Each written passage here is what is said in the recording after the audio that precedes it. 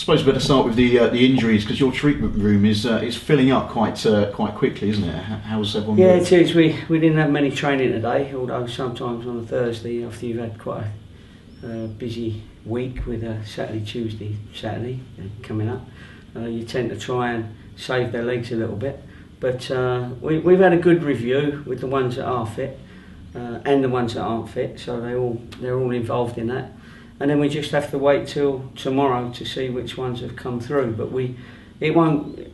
hopefully it'll be the newest ones that have got little knocks that will come through. It won't be too many of the lads that have been long-term ones that will come through ready for the weekend. I think at the last count it was about 7 of your first team squad that are out injured at the moment.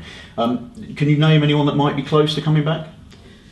Liam Davis is sort of close to fitness, as in injury-wise his break is cleared up. So he's one that has been long-term out, but then he hasn't played any games. So at this stage, most teams now have played 7 or 8 games, plus a couple of cup games, so they're a lot further down the road. And we've got to be careful picking sort of players that have not had enough game time at the moment. So we're juggling at the moment, and we just got to.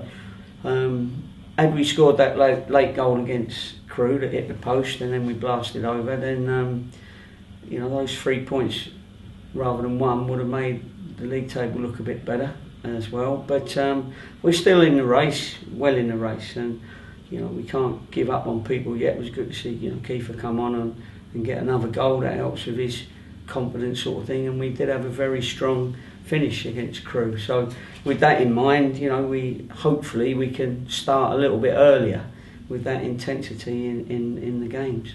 Kiefer Moore came on and did get you that equaliser. Does that mean he's in line for a potential start in your first 11 on Saturday? Yeah, I've answered all your questions already, haven't I, in that long speech. Yeah, he is in line, of course, because of our small squad.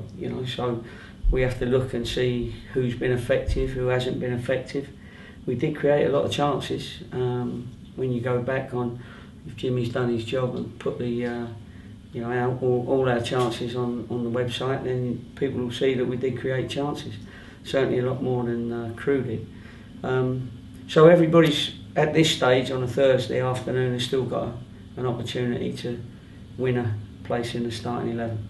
And you're still without that first win at home this season. Peterborough on Saturday is going to be a tough test. Yeah, it will be, and it'll be a good test. It's one that you always want, because I believe that with a little bit of luck we could have been certainly up there in with the playoff teams if we'd have finished off a couple of goals, scored a couple of penalty or 2 that we didn't score, and 3 draws at home could have been. Maybe not Barnsley, but even then, Barnsley, we had them under pressure late on, so a couple of them could have been wins. So, you can look at it and say if we'd have had 3 or 4 more points, which we thought we'd deserved, then maybe we'd be a little bit higher up the table, but we're not. So we've got to make sure that we get this 2 or 3 wins on the trot as quickly as we can to make everything look more comfortable, and the players to look at it with more confidence, if you like, so that if you're in credit you can go out and perform, because I didn't feel for long enough did we show enough invention. We showed it in the last 20 minutes, but we certainly didn't show it before that, which is why I was a bit disappointed with that side of it. I'm not disappointed with the boys' work rate. Their work ethic has been very, very good, and we call it our position of strength, and our shutting down and our pressing is still very good, but we need to turn that into goals. Is this your first time facing Peterborough as a manager since you left there?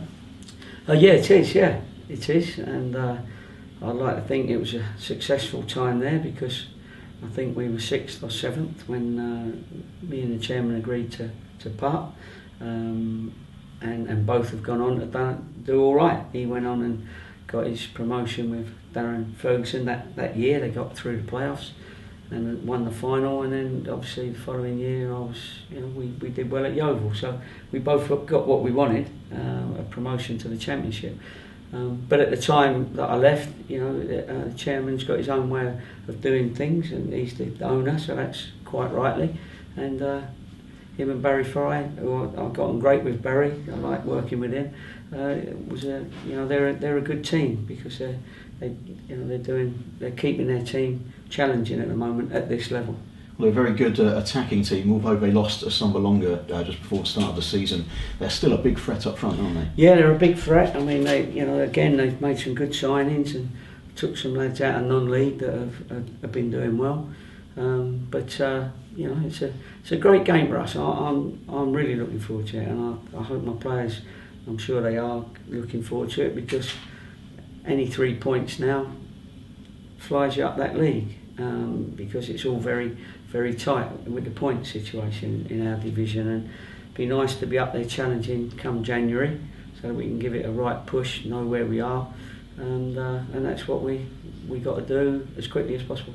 I was going to say, that's the beauty of this stage of the season, is that it only takes a couple of results to kind of fly you up the table. If you're kind of in mid-table, a couple of results later you could be up in the top 6. Well, it does, but you've got to get 2 or 3 on the trot now. We proved last time in the first division that we were capable of losing 6 on the trot and then capable of winning 8 on the trot, which put us right bang in the playoff positions, and ended up getting promoted off that.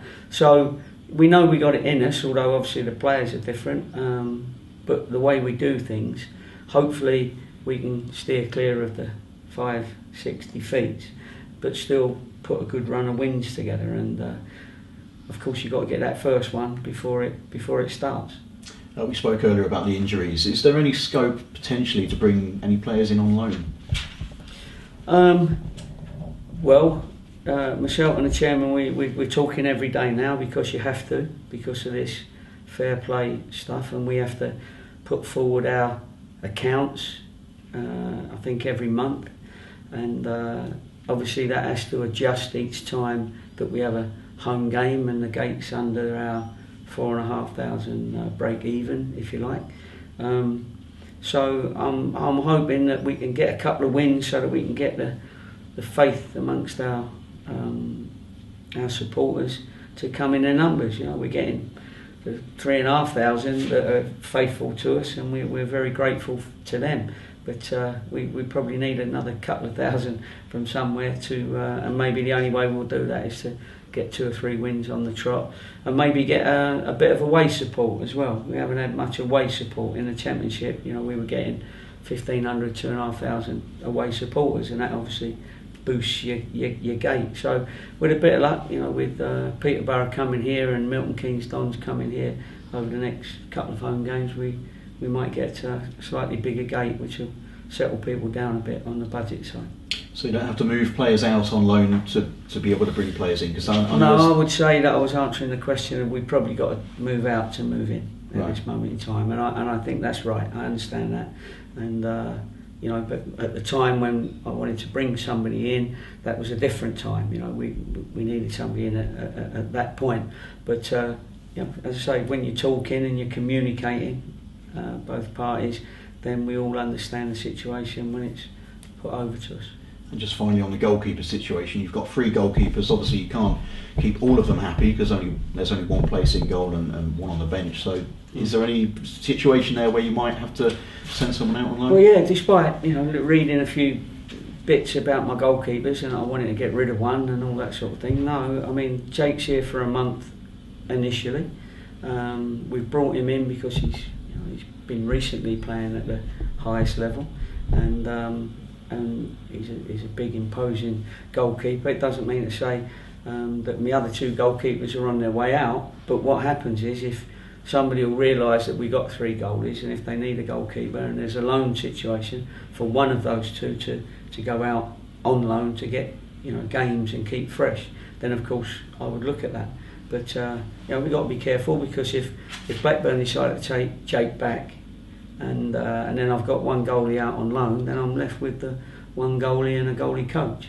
So it's juggling and it's managing it at the moment. So and they all seem to be enjoying the extra goalkeeper in training. It gives them a little bit more of a rest when the goalkeeper coach is working with them, and they've all accepted the situation. And I see over the last couple of days they've been training really well and really hard, and I think they're picking up things from each other, so that'll only help.